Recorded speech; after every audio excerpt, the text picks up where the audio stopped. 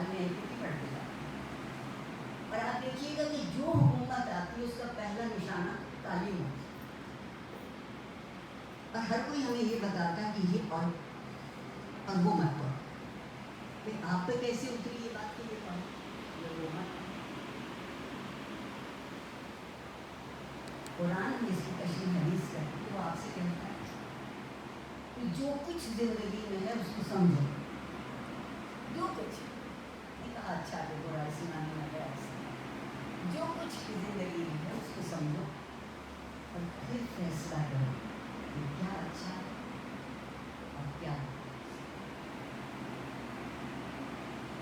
ابھی شکر شاید بچ جانا کچھ سالوں کے لیے جانا بچہ سنگل نیشنل کریکولم آیا عمران خان صاحب کو آپ سب کے دل کو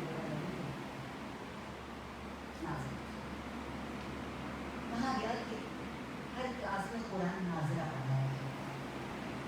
اور جو بچے آدھی آستین کی ٹی شرٹ یا قمیص پہن کر وہ اپنے ساتھ 2 فالتو آستینیں لایا کریں. یہ لکھا ہوا ہے میں لطیفہ بھی سنا. اس کو قرآن پڑھتے وقت وہ آستینیں پہن لیا.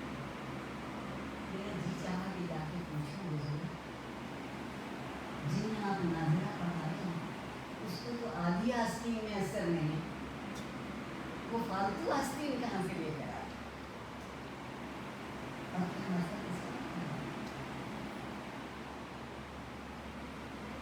جب قرآن پڑھ لینا تو آستین میں پھر ویسے ہی ہو جائے جیسے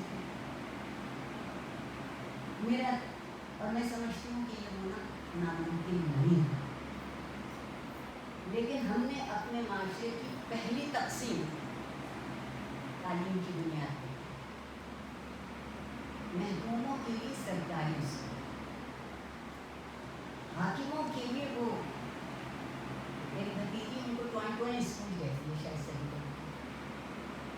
وہ اسکول جس میں ماں باپ بڑے شوق سے کہتے ہیں کہ آپ کو معلوم میرا بچہ وہاں پڑھتا ہے جہاں 25,000 30,000 مہینے کی فیس آگے ہم یوں تو